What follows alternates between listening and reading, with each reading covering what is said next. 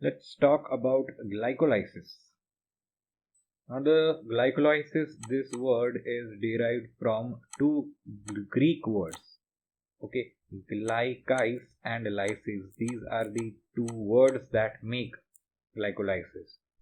Now, the meaning of glykis is sweet, and lysis is splitting, as you know, probably.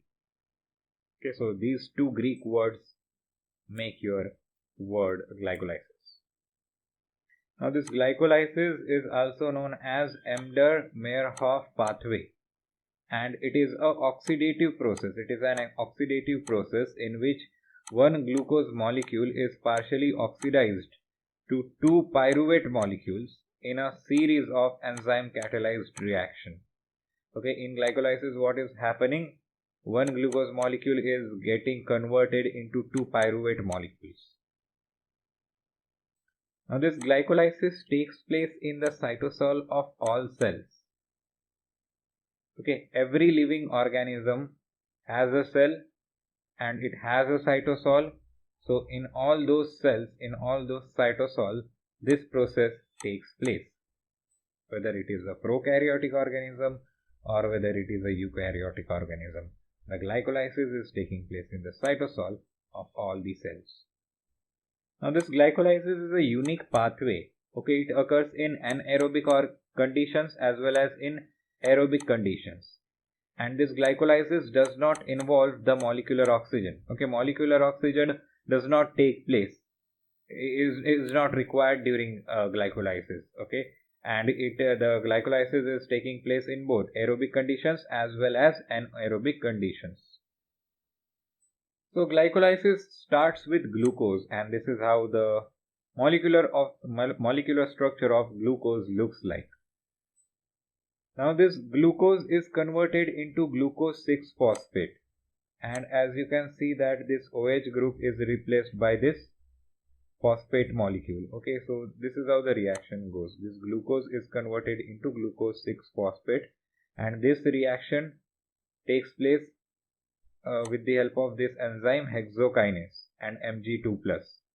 Okay, and the standard free energy for this reaction is minus 16.7 kilojoule per mole. After that, this glucose 6-phosphate is converted into fructose 6-phosphate. Okay, here is the comparison between both these structures. And this conversion of glucose 6-phosphate into fructose 6-phosphate is happening in the presence of this enzyme phosphoglucoisomerase. And the free energy in this reaction is plus 1.7 kilojoule per mole. After that, this fructose 6-phosphate is converted into fructose 1,6-bisphosphate. Okay, this is how the structure looks like of the fructose 1,6-bisphosphate. As you can see that there are two phosphates in the structure. So during this process, ATP molecule is converted into ADP, and the phosphate which is obtained from here is attached here. Okay, and this enzyme is taking place under the with the help of the enzyme phosphofructokinase. Okay, and the free energy for this reaction is minus 14.2 kilojoule per mole. Now in the fourth step, the fructose 1,6-bisphosphate is in equilibrium with glyceraldehyde 3-phosphate, and this reaction is catalyzed by aldolase and in the presence of zinc ions Zn2+, and the free energy for this reaction is plus 29.3. So you can see like 23.9, and this is how the glyceraldehyde 3-phosphate looks like. This is the structure of glyceraldehyde 3-phosphate. And at last, this glyceraldehyde 3-phosphate is in equilibrium with dihydroxy acetone phosphate, and this equilibrium is catalyzed by this triose phosphate isomerase.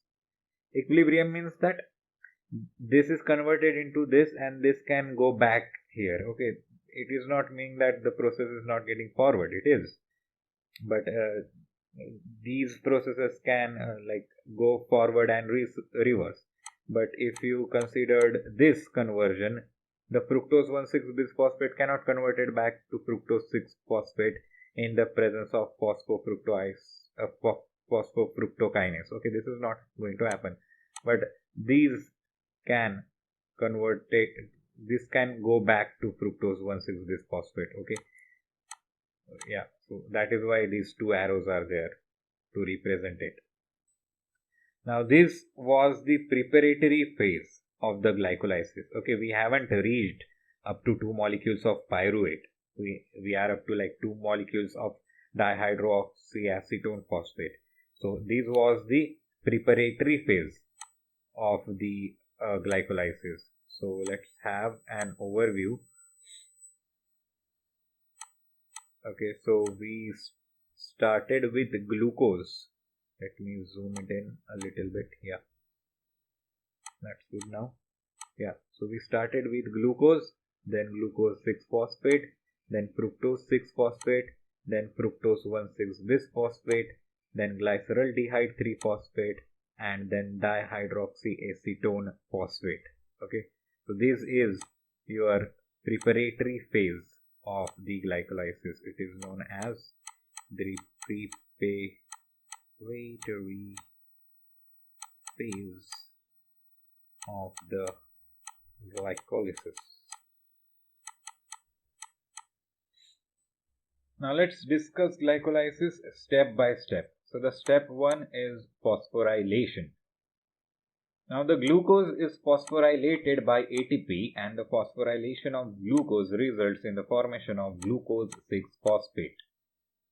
Now the negative charge on phosphate prevents the passage of glucose 6-phosphate through plasma membrane, and that is the reason why the glucose is trapped into the cell. Okay, this causes the trapping of glucose in the cell. What? The negative charge on the phosphate. Okay, glucose 6-phosphate. This phosphate has negative charge, and that is the reason why this glucose 6-phosphate cannot pass through the plasma membrane, and that is the reason why the glucose is trapped inside the cell now. Now this reaction, that is the conversion of glucose to glucose 6-phosphate, this reaction is irreversible reaction, and it is catalyzed by the enzyme hexokinase. So hexokinase, in the presence of hexokinase, the glucose is phosphorylated with the help of ATP and produces glucose 6-phosphate. This step is irreversible reaction. Now this hexokinase is present in all cells of all organisms. Okay, glycolysis is taking place in all the organisms, and that is the reason why this hexokinase is present in all the cells of all the organisms. Now this hexokinase enzyme requires divalent metal ions such as Mg2+ and Mn2+ for its activity. Okay, the hexokinase is active in the presence of this Mg2+ and Mn2+.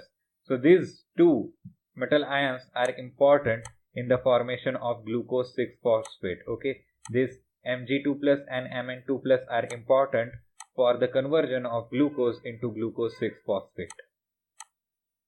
Now the hepatocytes and beta cells of pancreas, these two cells also contain hexokinase, and the hexokinase present in hepatocytes and beta cells of pancreas is known as glucokinase or hexokinase D. Now this hexokinase and glucokinase are isoenzymes. Okay, they are called as isoenzymes. Now this glucokinase or hexokinase D, which is present in hepatocytes and beta cells of pancreas, has high values of Km and Vmax as compared to hexokinase. Okay, glucokinase has high values of Km and Vmax as compared to hexokinase. Okay, so the second step in glycolysis is isomerization.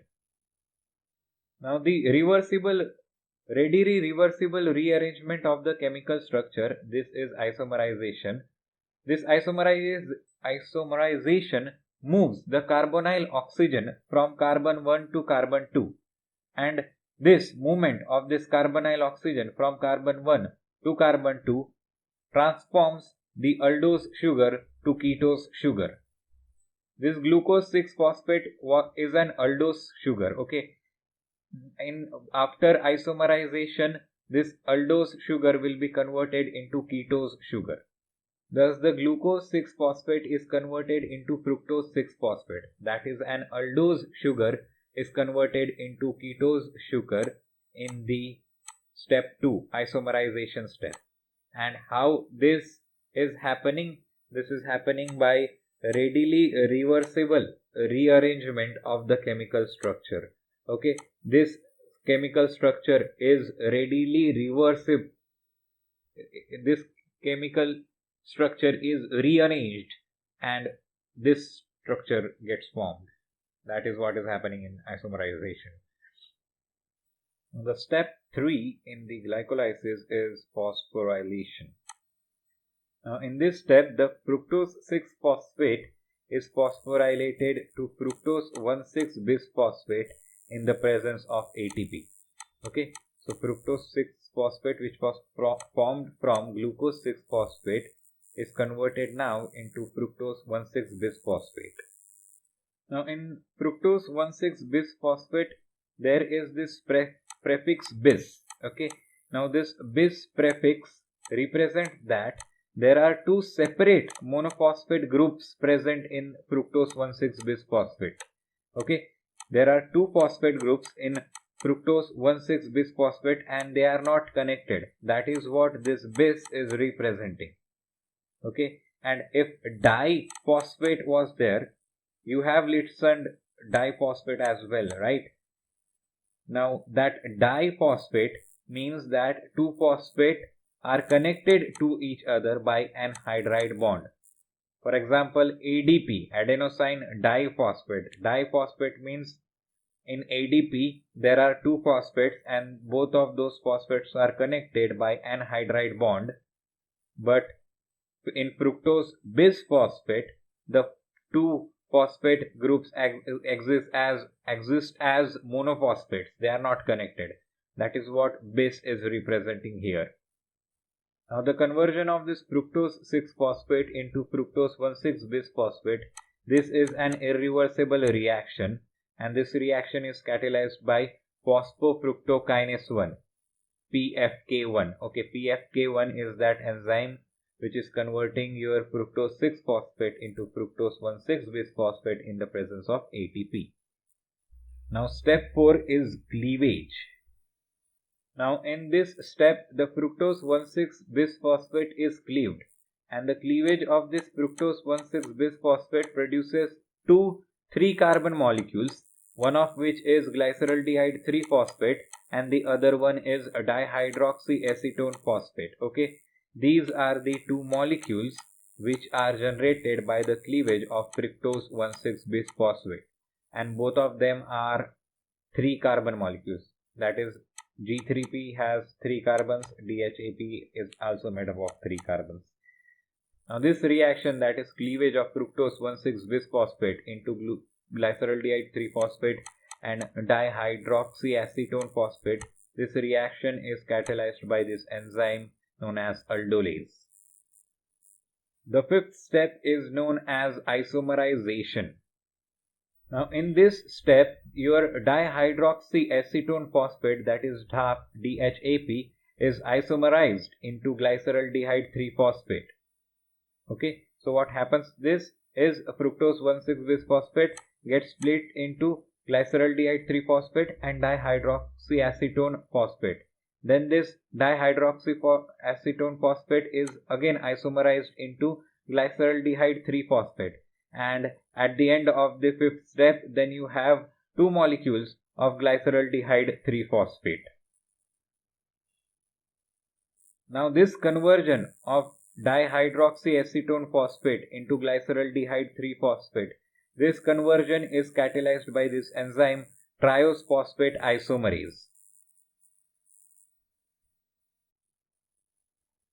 So whatever the step we saw till now, all these steps were the preparatory phase of the glycolysis. Okay, all these steps were just the preparatory phase.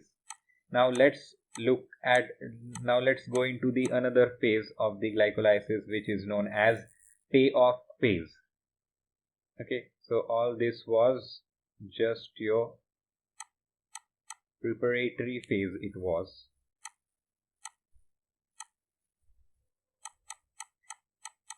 Of glycolysis. Now we will see the payoff phase.